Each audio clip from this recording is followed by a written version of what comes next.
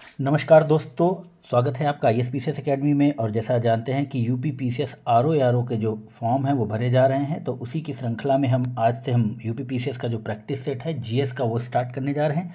और ये PCS मंत्रा का है प्रैक्टिस सेट पहला। तो चलिए स्टार्ट करें। इससे पहले कि हम स्टार्ट करें दोस्तों, यदि आप चैनल पर नए हैं तो चैनल को जरूर सब्सक्राइब कीजिए। देखिए यहाँ पर पहला क्वेश्चन कह रहा है कि निम्नलिखित में से कौन सा ताम्र पाषाणिक स्थल उत्तर प्रदेश में नहीं है। तो देखिए नहरान भी है उत्तर प्रदेश में, खैराडीह भी है और सहगौरा भी। और नौदा टोली जो है यह ताम्र पाषाणकालीन स्थल जो है मध्य प्रदेश से बिलोंग करता है, यह उत्तर प्रदेश में नहीं है। चलिए नेक्स्ट क्वेश्चन देखेंगे। लिखा है कि सर्वप्रथम कृषि का आरंभ किस काल में हुआ। तो आप जानते हैं कि जो इसका कृषि का जो आरंभ है वो है नवपाषाण काल में। और उत्तर प्रदेश का जो संत कबीर जिला है वहाँ पर जो लहुरा देव है वहाँ से कृषि के मतलब कह लीजिए कि प्राचीनतम साक्ष्य मिले हैं जहाँ पर गेहूं प्राप्त हुआ है। नेक्स्ट क्वेश्चन देखेंगे। लिखा है 3 में कि निम्नलिखित में से कौन सा सुमेलित नहीं है। तो देखिए यहाँ पर जो हड़प्पा है वो उसको दयाराम साहनी जी ने किया है, तो देखिए पहला ही गलत हो जाता है। तो अगर हम पहला गलत देख लेते हैं तो यहाँ पर 2 आपके एलिमिनेट हो गए। चंद्रहूड़ो मैके ने किया है, एकदम सही है, तो दूसरा सही है। और रोपड़ जो है वो भी यज्ञदत्त शर्मा जी का है, तो यहाँ पर हो जाएगा ऑप्शन बी। माफ़ कीजिएगा, यहाँ पर सुमेलित नहीं पूछ रहा है, तो यहाँ पर हो जाएगा ऑप्शन डी हो जाएगा, क्योंकि ये हड़प्पा नहीं सुमेलित है और लोथल नहीं सुमेलित है। लोथल SR राव के द्वारा और हड़प्पा जो है दयाराम साहनी के द्वारा उत्खनित किया गया था। नेक्स्ट देखेंगे। यहाँ पे लिखा है कि सिंधु घाटी सभ्यता का कौन सा स्थल प्राक हड़प्पा सभ्यता कालीन और हड़प्पोत्तर तीनों कालों का प्रतिनिधित्व करता है। तो देखिए 4 नंबर का जो सही आंसर हो जाएगा वो हो जाएगा मांडा, जो कि आपके जम्मू एंड कश्मीर में है। 5 नंबर में लिखा है कि निम्नलिखित में से कौन सा सुमेलित है। तो यहाँ पर हो जाएगा आपका सुतकांगे डोर जो है वो दाशक नदी के किनारे पर स्थित है। नेक्स्ट देखेंगे। लिखा है कि हड़प्पा सभ्यता का प्रमुख स्थल शरतुलाई वर्तमान में किस देश में स्थित है। तो यह है आपका ऑप्शन बी, अफगानिस्तान में। 7 लिखा है कि निम्न में से किस पशु का चित्र हड़प्पा सभ्यता की मोहरों पर नहीं पाया जाता। तो देखिए बैल पाया जाता, हिरण पाया जाता, गैंडा पाया जाता, बल्कि घोड़ा नहीं पाया जाता। तो ऑप्शन हो जाएगा यहाँ पर सी। नेक्स्ट देखेंगे। 8 नंबर क्वेश्चन कह रहा है कि हड़प्पा सभ्यता के संबंध में कौन सा कथन असत्य है। तो देखिए यहाँ पर ऑप्शन हो जाएगा आपका सी, हड़प्पा सभ्यता के धार्मिक रीति रिवाजों में समानता विद्यमान थी, यह कथन गलत है। नेक्स्ट देखेंगे। 9 नंबर में कह रहा है कि सिंधु सभ्यता के पतन के संबंध में एक प्रचलित मत है। तो यहाँ पर देखिए बाढ़ और भूकंप जैसी प्राकृतिक आपदा सही है, नदी मार्ग परिवर्तन सही है, आर्यों का आक्रमण सही है। तो यहाँ पर यह तीनों कथन सही हैं। 10 नंबर में कह रहा है कि प्राचीन आर्यों के निवास स्थल सप्त सिंधु क्षेत्र विस्तार में कौन सी नदी शामिल नहीं है। तो देखिए गोमल जो है या गोमती नदी है, यह उत्तर प्रदेश के आसपास या आपके लखनऊ के किनारे है, लखनऊ इसके किनारे बसा हुआ है। बाकी वितस्ता, अस्किनी और सरस्वती ये सप्त सिंधु प्रदेश के या क्षेत्र से सम्मिलित हैं। लिखा है कि शतपथ ब्राह्मण किस वेद का ब्राह्मण ग्रंथ है। तो यह है आपका यहाँ पर ऑप्शन ए, यजुर्वेद का। तो देखिए ऋग्वेद का जो है ऐतरेय और कौशिकी है, उसके बाद सामवेद का है जैमिनी और तंडे, और यजुर्वेद का आप जानते हैं कि शतपथ और तैतरीय है, और अथर्ववेद का है आपका गोपथ। नेक्स्ट देखेंगे। लिखा है कि उत्तर वैदिक काल में कृषि का देवता किसे कहा जाता था।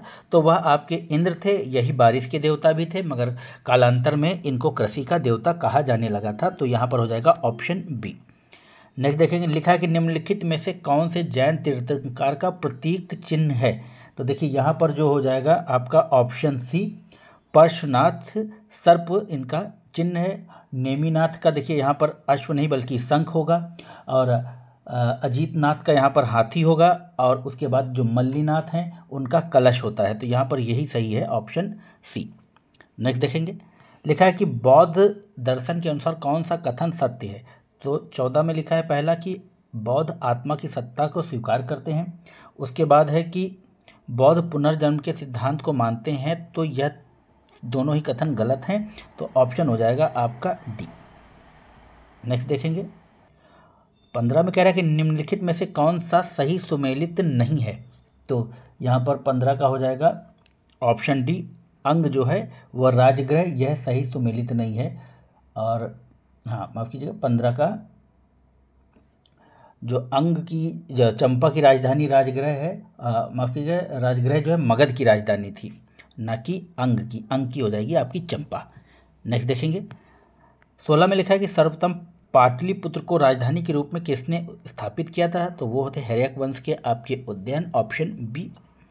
नेक्स्ट देखेंगे, निम्नलिखित में से कौन मौर्य काल में शिक्षा का प्रमुख केंद्र नहीं था, तो देखिए नालंदा था, वाराणसी था, तक्षशिला था, ऑप्शन डी उज्जैन नहीं था। यहाँ पर 17 का हो जाएगा आपका, माफ़ कीजिएगा, यहाँ पर नालंदा जो है वह मौर्य शिक्षा का केंद्र नहीं था, बाकी बनारस था आपका, उज्जैन था और तक्षशिला था। नेक्स्ट देखिए, भूमिदान का पहला अभिलेखी साक्ष्य मिलता है, तो 18 का हो जाएगा नानाघाट अभिलेख से, ऑप्शन बी। नेक्स्ट देखेंगे, लिखा है निम्नलिखित में से गुप्तकालीन पश्चिमी घाट के बंदरगाहों में से कौन सा सर्व प्रमुख बंदरगाह था, तो 19 का हो जाएगा डी भड़ौच, यह गुजरात में है, ऑप्शन डी। लिखा है कि भारत में हुण सत्ता की स्थापना किसके नेतृत्व में हुई, तो वह हुई है आपका 20 का आपका हो जाएगा तोड़माण, ऑप्शन ए। 21 में लिखा है कि समुद्रगुप्त की प्रयाग प्रशस्ति में वर्णित दक्षिण भारत की विजय को कहा गया है, तो 21 का डी धर्म विजय, ऑप्शन डी। 22 में लिखा किस शासक को ग्रीक लेखकों ने अग्रमीज और जैंद्रमीज नाम पुकारा, तो वो थे आपके घनानंद, ऑप्शन बी, जो कि अशोक के पिता थे। 23 में लिखा है कि गुप्तचर प्रणाली का वर्णन करने वाला ग्रंथ है, तो वह है आपका 23 का ऑप्शन बी हो जाएगा अर्थशास्त्र, जो कि चाणक्य या विष्णुगुप्त के द्वारा लिखित है। नेक्स्ट देखेंगे, 24 में कह रहा है किसके सिक्कों पर संकरण और वासुदेव दोनों अंकित हैं, तो देखिए 24 का हो जाएगा आपके पास ऑप्शन जो आ रहे हैं वो हो जाएगा हुविष्क वंश, ऑप्शन बी। और दोस्तों ये जो आर के लिए मैंने जो ये वीडियो बना रहा हूँ, ये कल जो आपका पेट का एग्ज़ाम होने वाला है उसके लिए भी उतना ही महत्वपूर्ण है जितना कि आर के लिए, तो पेट वाले लोग भी आप इसको रेफ़र कर सकते हैं आपके रिवीजन के लिए। चलिए 25 नंबर में लिखा है कि निम्नलिखित में से मंदसौर प्रशस्ति की रचना किसने की थी, तो 25 का हो जाएगा ऑप्शन सी वत्स भट्टी ने।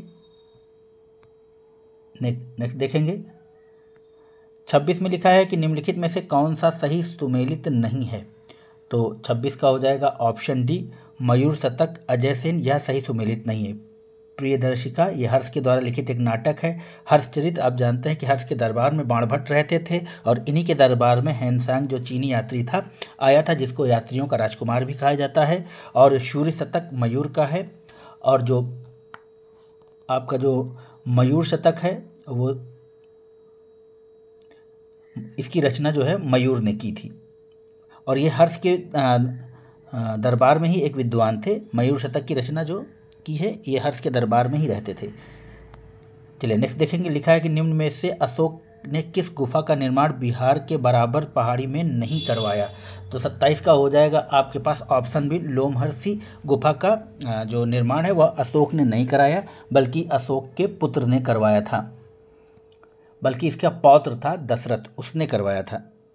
नेक्स्ट देखेंगे, लिखा है कि मौर्यकालीन करों में कौन सा एक प्रकार का धार्मिक कर था, तो देखिए जो बलि होता था वह एक प्रकार का धार्मिक कर था। रज्जु जो थी वो भूमि की माप के समय लिया जाने वाला कर था, और जो विविध था वह था चारागाह का कर, और हिरण जो था यह एक प्रकार का नगद कर था। चलिए नेक्स्ट देखेंगे, लिखा है 29 में कि निम्नलिखित में से किन शासकों ने प्रांतों में दैश शासन प्रणाली का प्रचलन किया, तो 29 का हो जाएगा बी कुषाणों ने। नेक्स्ट देखेंगे, लिखा है कि शातमान सिक्के किस धातु के ढाले जाते थे, तो 30 का हो जाएगा आपका ऑप्शन बी चांदी के। नेक्स्ट देखेंगे, लिखा है निम्न में से किस शासक ने नालंदा विश्वविद्यालय की स्थापना करवाई, तो 31 का सी महेंद्रादित्य। एक्चुअली क्या है, ये कुमारगुप्त ने करवाई थी, और ये कुमारगुप्त का ही ये दूसरा नाम है महेंद्रादित्य, क्योंकि ये कुमारगुप्त ने महेंद्रादित्य की उपाधि को धारण किया था। नेक्स्ट देखेंगे, तो कभी कन्फ्यूजन के लिए ऐसा आ सकता है, तो ये आप याद रखिएगा कि कुमारगुप्त की उपाधि थी महेंद्रादित्य। नेक्स्ट देखेंगे 32 में लिखा निम्नलिखित में से कौन सा स्मारक पल्लव काल से संबंधित नहीं है। तो 32 का हो जाएगा लिंगराज मंदिर, ऑप्शन डी। नेक्स्ट देखेंगे यहाँ पे लिखा हुआ है कि 33 में निम्नलिखित में से किसने वातापी कोंड उपाधि धारण की थी। बहुत ही इंपॉर्टेंट क्वेश्चन, और यह थी आपके नरसिंह वर्मन प्रथम ने वातापी कोंड की उपाधि धारण की थी, और महेंद्र वर्मन ने शत्रुमल परमेश्वर प्रथम और एकमल तथा नरसिंह वर्मन द्वितीय ने अमित्रमल्ल की उपाधि धारण की थी। चलिए नेक्स्ट देखेंगे पल्लव वंश का अंतिम शासक कौन था। तो वह था आपका अपराजित, ऑप्शन ए। 35 नंबर में लिखा है कि हिंदू, जैन एवं बौद्ध तीनों ही धर्म का प्रतिनिधित्व करने वाली गुफा है। तो आप जानते हैं कि यह है आपकी एलोरा की गुफा, ऑप्शन बी। और नेक्स्ट देखेंगे उत्तरामाचरित्रम के रचयिता कौन है। तो वह 36 का हो जाएगा भावभूमि, ऑप्शन बी। मोहम्मद गोरी गजनी जाते हुए किसके द्वारा मारा गया। तो खोखरों के द्वारा, ऑप्शन डी। लिखा है मृत्यु के उपरांत कुतुबुद्दीन ऐबक को दफनाया गया था। तो वहाँ उसको दफनाया गया था आपका लाहौर में, ऑप्शन ए। नेक्स्ट लिखा हुआ है कि बलबन का जन्म तुर्कों की किस संप्रदाय में हुआ था। तो आप जानते हैं कि बलबन जो था वो अलवारी तुर्क था, ऑप्शन ए। आपने अपनी किताबों में पढ़ा होगा। नेक्स्ट देखेंगे कि 40 में लिखा है कि निम्नलिखित में से दिल्ली का प्रथम शासक कौन था जिसने दक्कन को भेदा था।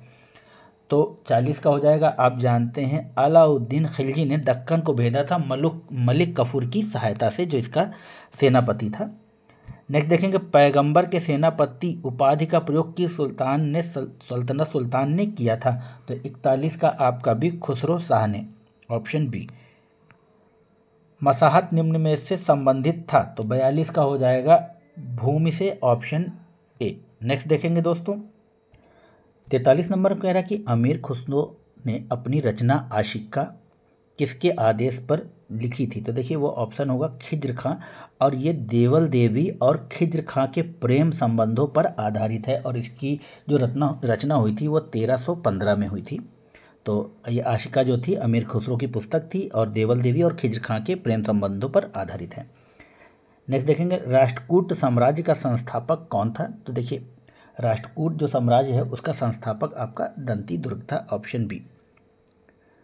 देखिए चोलकालीन प्रशासनिक इकाई जो व्यापारियों के कल्याण की देखरेख करती थी तो वह थी आपकी नगरम, ऑप्शन सी।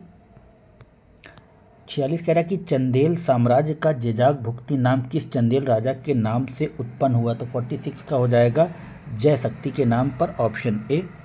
नेक्स्ट देखेंगे लिखा है कि निम्नलिखित में से किस मुगल सम्राट को उसकी मृत्यु के पश्चात अर्श आशियानी कहा गया। तो देखिए अकबर को जो है ना अर्श आशियानी भी कहा गया जब उसकी मृत्यु हो गई थी।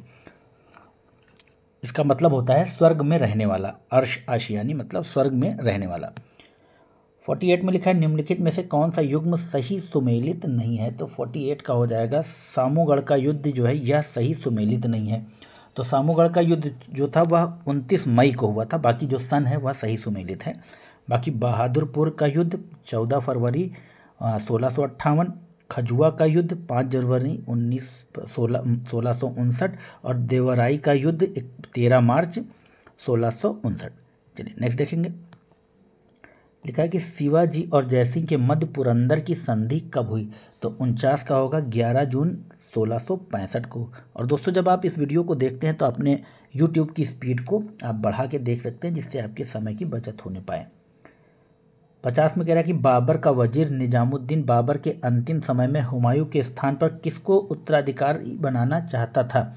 तो वह बनाना चाहता था आपका मेहदी ख्वाजा को, क्योंकि उसको लगता था कि हुमायूं से ज़्यादा योग्य मेहदी ख्वाजा है।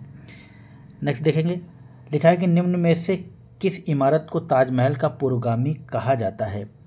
तो देखिए जो ताजमहल का पुरोगामी है वो हुमायूं का मकबरा है, और इसमें ये भारत का या कह लीजिए दुनिया का पहला ऐसी इमारत थी जिसमें डबल गुम्मद का इस्तेमाल किया गया, और यह ईरानी शैली में बना हुआ था। नेक्स्ट देखेंगे लिखा हुआ है कि वैष्णव संत वल्लभाचार्य का संबंध किस संप्रदाय से है। तो उनका जो संबंध है रुद्र संप्रदाय से है, ऑप्शन ए। नेक्स्ट देखेंगे सूफी संत बहाउद्दीन जकारिया किस संप्रदाय से संबंधित थे? तो वह थे आपके ऑप्शन बी सुहरावर्दी संप्रदाय से। लिखा है ताताचार्य जो प्रसिद्ध दार्शनिक थे इनका संबंध किस शासक से था? तो 54 का तो हो जाएगा वेंकट द्वितीय से। नेक्स्ट देखेंगे, लिखा है कि विजयनगर के शासकों में से किसने राजव्यास की उपाधि धारण की? तो हरिहर द्वितीय ने। तो बुक्का प्रथम की मृत्यु के बाद हरिहर द्वितीय ने राजव्यास की उपाधि को धारण किया था। 56 में लिखा है कुतुबशाही वंश का प्रसिद्ध बंदरगाह निम्न में से कौन सा है? तो 56 का हो जाएगा बी मछलीपट्टनम, ऑप्शन बी हो जाएगा। फिर यहाँ पे जयमल और फत्ता नामक वीर योद्धाओं का संबंध किस स्थान से है? तो 57 का ए मेवाड़ से। लिखा है बंगाल में स्थित दाखिल दरवाजा निम्न में से किसने बनवाया था? तो 58 का सी बरबक शाह ने। नेक्स्ट देखें, लिखा है निम्न में से किसे जगत भूषण की उपाधि दी गई? तो जगत भूषण के बारे में यहाँ पर देखेंगे तो वह हुसैन शाह को जगत भूषण की उपाधि दी गई थी, क्योंकि ये हिंदू और मुस्लिम जनता के साथ समान व्यवहार करता था और हिंदू लोग उसे कृष्ण का अवतार, नृपति, तिलक, जगत भूषण आदि की उपाधि से नवाजा हुआ था। नेक्स्ट देखेंगे,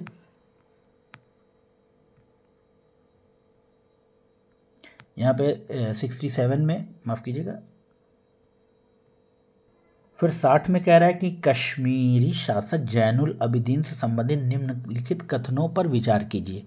तो देखिए जैनुल अबिदीन जिसको कश्मीर का अकबर कहा जाता है, तो देखिए यहाँ पर पहला ही गलत है, इसे कश्मीर का अलाउद्दीन कहा जाता है, तो नहीं अलाउद्दीन नहीं बल्कि इसको कश्मीर का अकबर कहा जाता है।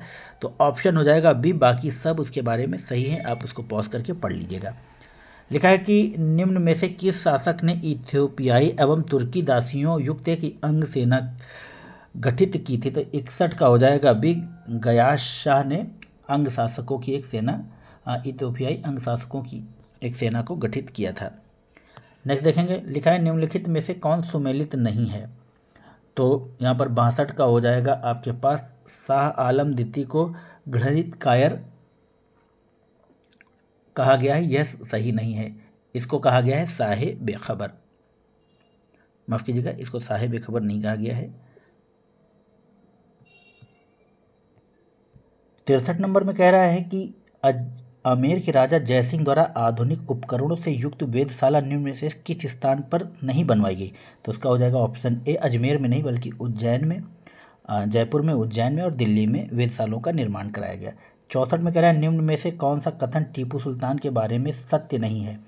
तो 64 का हो जाएगा ऑप्शन बी, जर्मनी और मैसूर के मैत्रिक का प्रतीक स्वतंत्रता का वृक्ष लगाया, तो यह फ्रांस के साथ में था ना कि जर्मनी के साथ में। नेक्स्ट देखेंगे, नानकशाही सिक्के किसने चलवाए थे?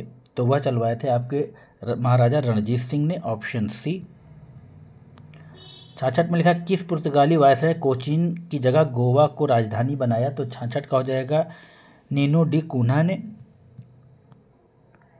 66 के बाद आ जाओ 67 पे, और यहाँ पर लिखा है डचों ने भारत में अपने पहले कारखाने की स्थापना कहाँ की? तो वह की थी आपका मछलीपट्टनम, ऑप्शन ए। नेक्स्ट देखेंगे, लिखा हुआ 67 में कि किस मुगल शासक ने अंग्रेज दूत कैप्टन हॉकिंस को 400 मनसब और जागीर प्रदान की थी? तो वह थे आपके 68 का आपका ऑप्शन हो जाएगा, जहांगीर ने कैप्टन हॉकिंस को दिया था, और वो चाहते थे कि वो आगरा में ही बस जाए कैप्टन हॉकिंस, इसलिए 400 मनसब का और गांव प्रदान किए गए थे। प्रथम कर्नाटक युद्ध की समाप्ति किस संधि से हुई? तो वह हुई थी एक्स-ला शैपेल की संधि से।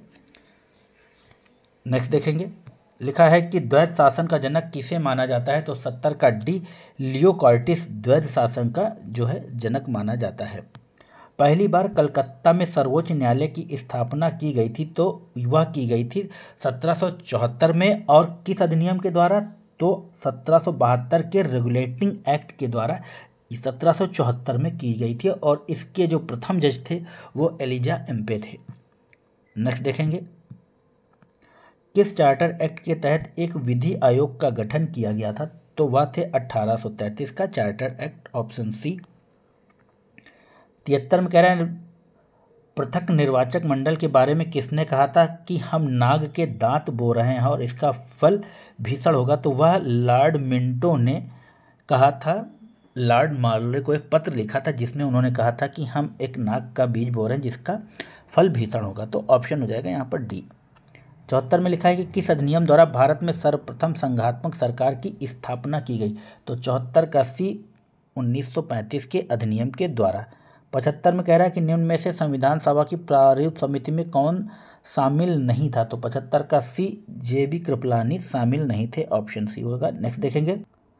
76 में कह रहे हैं निम्न में से कौन सा कार्य वायसराय लॉर्ड विलियम बेंटिंक से संबंधित नहीं है? तो देखिए 76 का इनका जो हो जाएगा व्यापक सिद्धांत का लॉर्ड डलहौजी का था। बाकी ये सती प्रथा, ठगी प्रथा, नरबली, यह सब विलियम बेंटिंक के द्वारा समाप्त किए गए या इनका रिपील किया गया। 77 में लिखा है साइमन कमीशन का भारत आगमन किस वायसराय के काल में हुआ था? Important question. और वह थे उस समय लॉर्ड इरविन। उसी के बाद फिर दांडी मार्च हुआ, असहयोग आंदोलन हुआ, फिर पूना पैक्ट हुआ और सेकेंड गोलमेज सम्मेलन भी हुआ।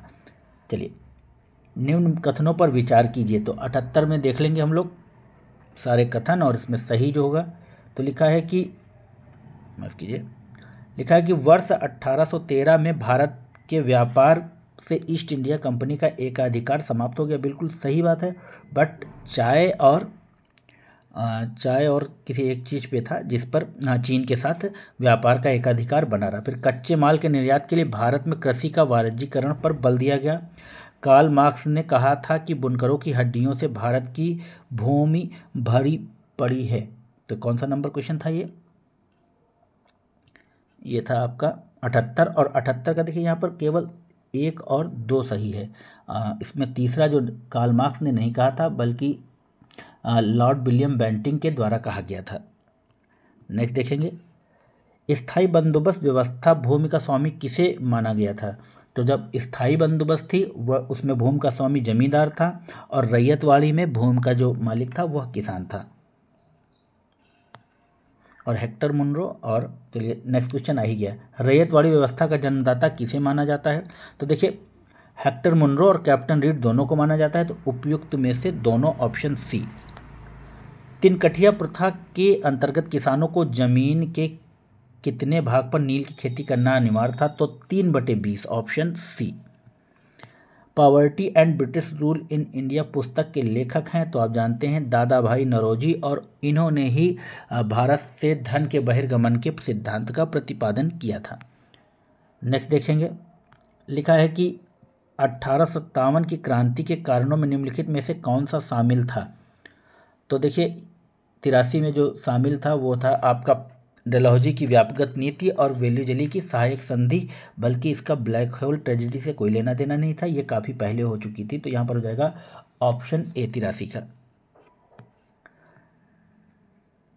देखिए 1857 की क्रांति में लखनऊ में नेतृत्व किसने किया? तो आप जानते हैं ऑप्शन सी, बेगम हजरत महल ने। 1857 की क्रांति में निम्नलिखित किसने हिंदू मुस्लिम षड्यंत्र की संज्ञा दी? तो 85 का भी आउट्रम एवं टेलर ने। 86 में लिखा कि सन्यासी विद्रोह के संबंध में निम्न कथनों पर विचार कीजिए। इसका प्रमुख क्षेत्र बंगाल था। हिंदू मुस्लिम एकता इस विद्रोह की विशेषता थी। और उसके बाद लिखा है आनंद मठ पुस्तक में इसी विद्रोह से संबंधित है। देखिए तीनों ही कथन सही हैं, ऑप्शन डी। कूका आंदोलन कहाँ हुआ था? तो आप जानते हैं कूका आंदोलन 87 का हो जाएगा आपका बी, पंजाब में। मुंडा विद्रोह के नेता निम्न में से कौन थे? तो 88 का सी, बिरसा मुंडा।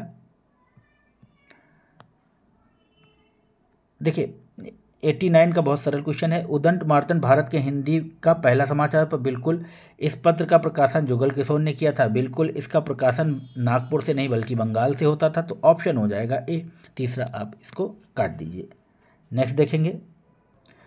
90 में कह रहा है कि द वर्नाकुलर प्रेस एक्ट निम्न में से किस गवर्नर के जनरल द्वारा लाया गया था?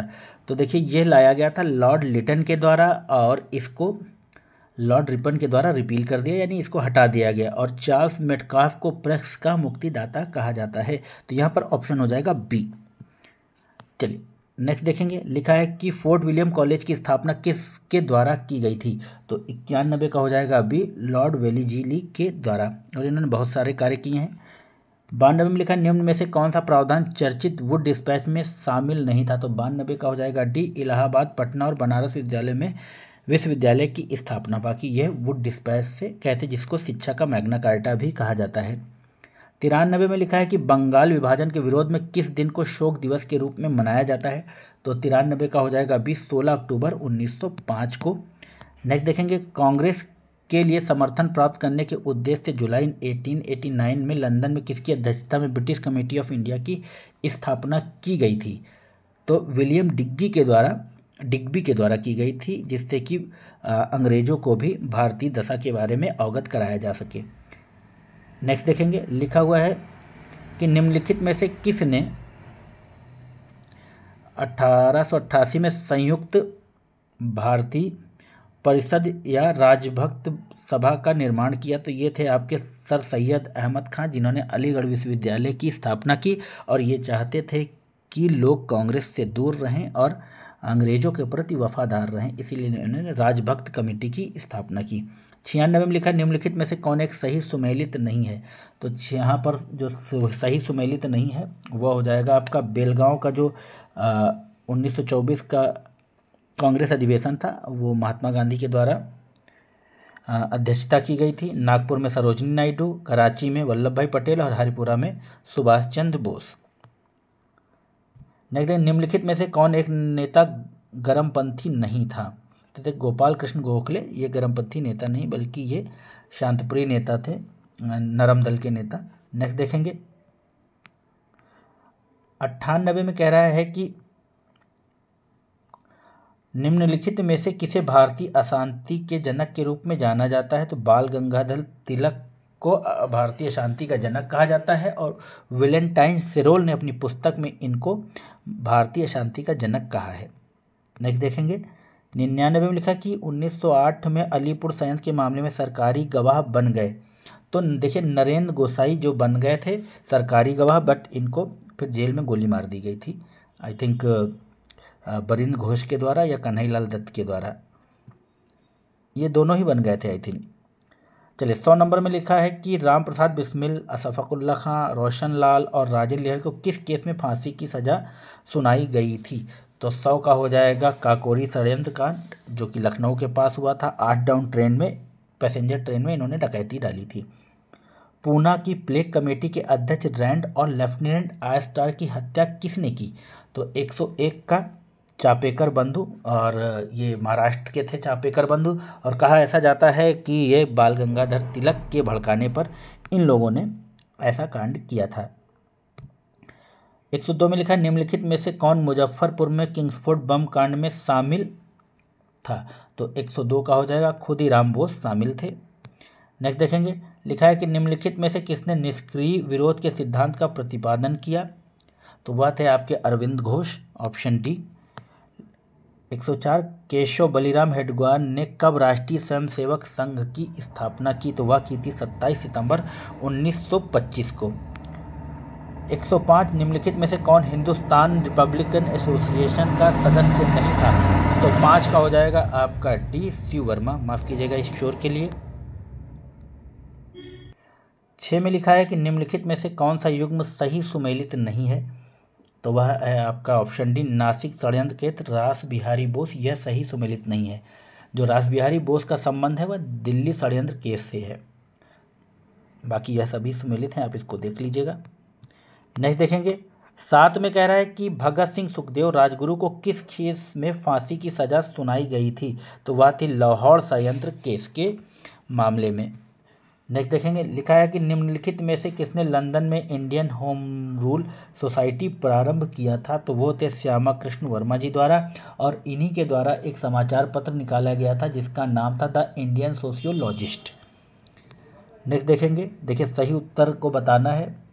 तो देखिए, कानपुर षड्यंत्र जो है, अच्छा इनकी क्रोनोलॉजी को लगाना है, तो सबसे पहले हुआ था आपका कानपुर षड्यंत्र यानी कि 4, ये हुआ था आपका 1928 में, और उसके बाद हुआ था हिंदुस्तान रिपब्लिकन एसोसिएशन की स्थापना ये हुआ था 24 में, माफ़ कीजिएगा, और ये हुआ था आपका 1928 में।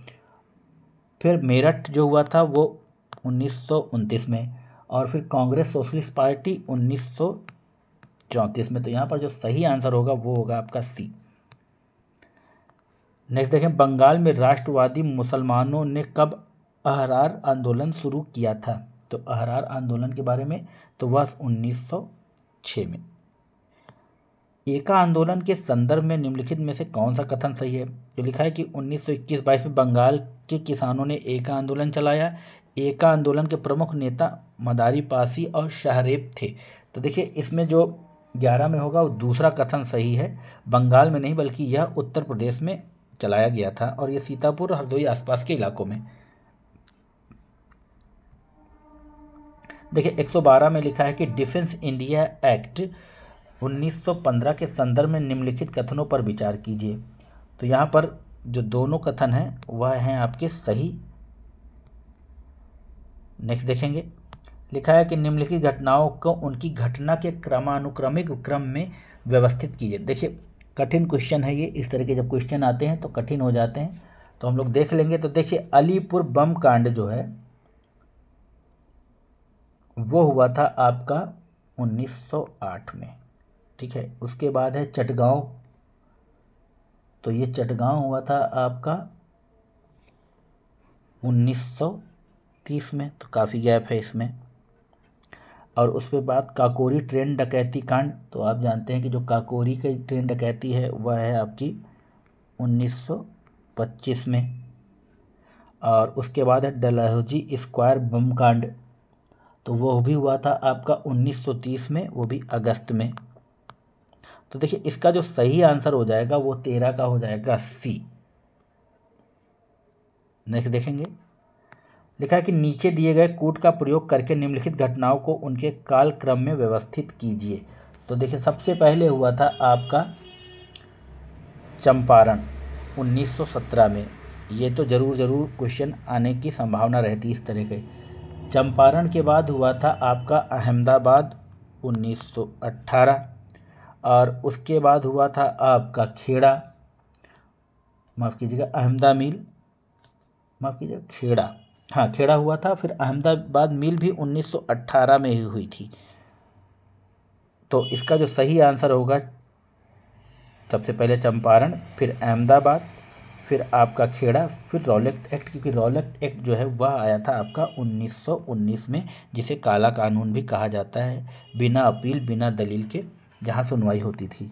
चलिए 115 में कह रहा है कि स्वतंत्रता आंदोलन के इतिहास में भारतीय राष्ट्रीय कांग्रेस का 1929 का अधिवेशन इसलिए महत्वपूर्ण है क्योंकि इस अधिवेशन में तो क्या हुआ था, कांग्रेस के लक्ष्य के तौर पर पूर्ण स्वराज्य प्राप्ति को स्वीकृत किया गया था। तो ये भी इंपॉर्टेंट क्वेश्चन था आपका। नेक्स्ट देखेंगे दोस्तों, देखिए 16 कह रहा है एल्बर्ट विधेयक विवाद किस मुद्दे से संबंधित है? तो यह आपका हो जाएगा 16 का भारतीय और यूरोपीय लोगों के मध्य नस्लीय भेदभाव। तो इसमें यह था कि मतलब जो भारतीय न्यायाधीश थे वो भी यूरोपीय लोगों के लिए जजमेंट दे सकते थे, जिससे कि यूरोपीय लोगों को या ब्रिटिश को प्रॉब्लम थी, इसलिए यह एल्बर्ट विल विवाद हुआ था। चलिए लिखा हुआ है 17 में कि निम्नलिखित में से कौन सा एक जवाहरलाल नेहरू का जीवनी कार्य था? तो वह थे आपके फ्रैंक मॉरिस। ये बम्बई में रहते थे और ये इंडियन एक्सप्रेस के संपादक भी रहे हुए थे। 18 में लिखा हुआ है कि निम्न खिलाफत आंदोलन को मोहम्मद अली जिन्ना द्वारा प्रारंभ किया गया था और इस आंदोलन ने पुनः हिंदू मुस्लिम के बीच दूरी को बढ़ावा दिया। तो ये दोनों ही कथन आपके गलत हैं। ये ढाका के नवाब जो थे सलीमुल्लाह के द्वारा शायद शुरू किया गया था। चलिए आगे देखेंगे।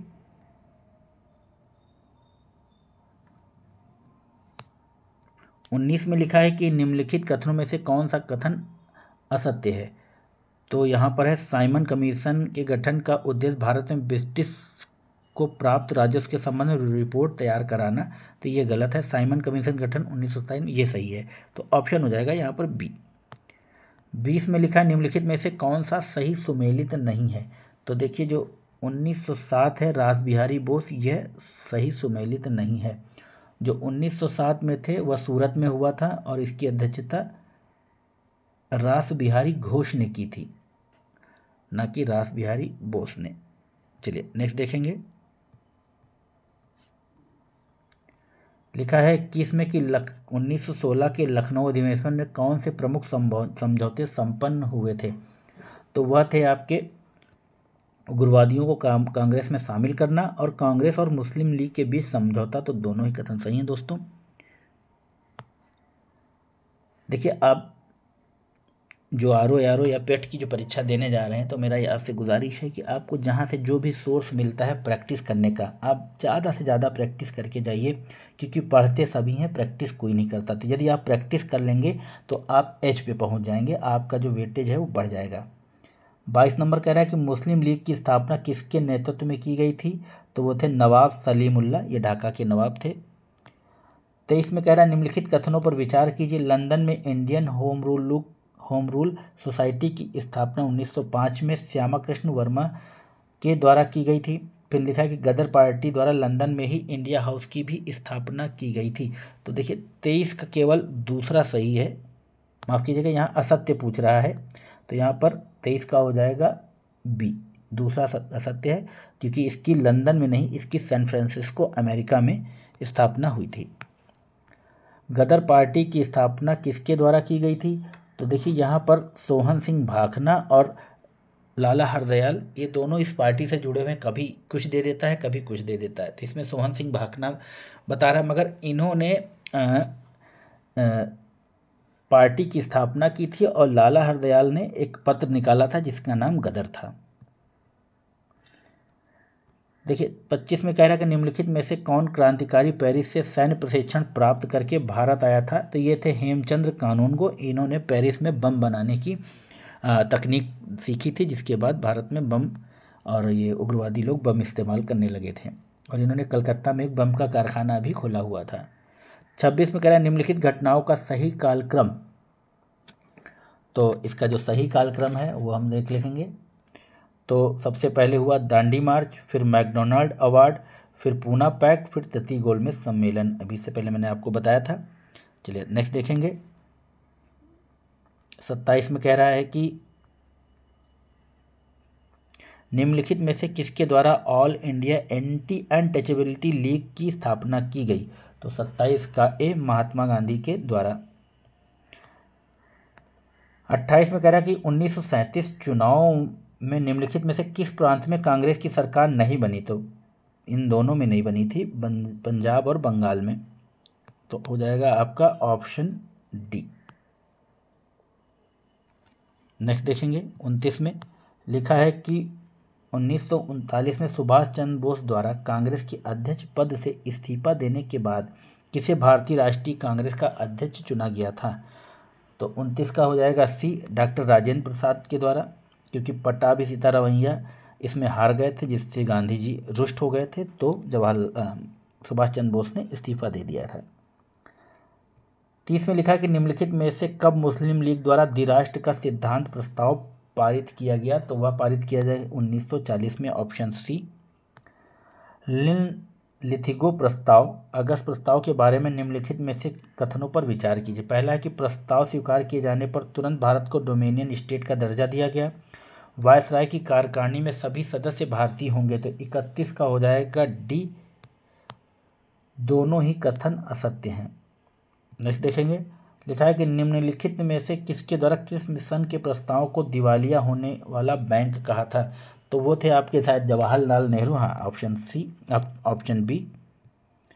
नेक्स्ट देखेंगे। 33 में कह रहा है कि निम्नलिखित में से कौन क्रिप्स मिशन से वार्तालाप के दौरान कांग्रेस के मुख्य प्रवक्ता थे? तो वो थे आपके ऑप्शन ए, मौलाना अबुल कलाम आज़ाद। 33 का हो जाएगा ऑप्शन ए, और इनके सचिव उस समय जवाहरलाल नेहरू थे। लिखा है कि निम्नलिखित में से किसके द्वारा 1942 में भारत छोड़ो प्रस्ताव प्रस्तुत किया गया? तो वो थे आपके जवाहरलाल नेहरू, ऑप्शन डी। 35 में कह रहा है भारत छोड़ो आंदोलन के दौरान गठित समांतर सरकार के विषय में निम्नलिखित में से कौन सा कथन सही नहीं है? तो 35 का सी हो जाएगा यहाँ पर सही। जो तामलुक था मतांगनी हजारा, ये गलत है, बाकी ये दोनों सही हैं, तो ऑप्शन सी हो जाएगा। और तमलुक में जो थे सतीश सावंत के नेतृत्व में समांतर सरकार का गठन हुआ था। देखिए 36 कह रहा है कि निम्नलिखित का सही कालक्रम बताइए।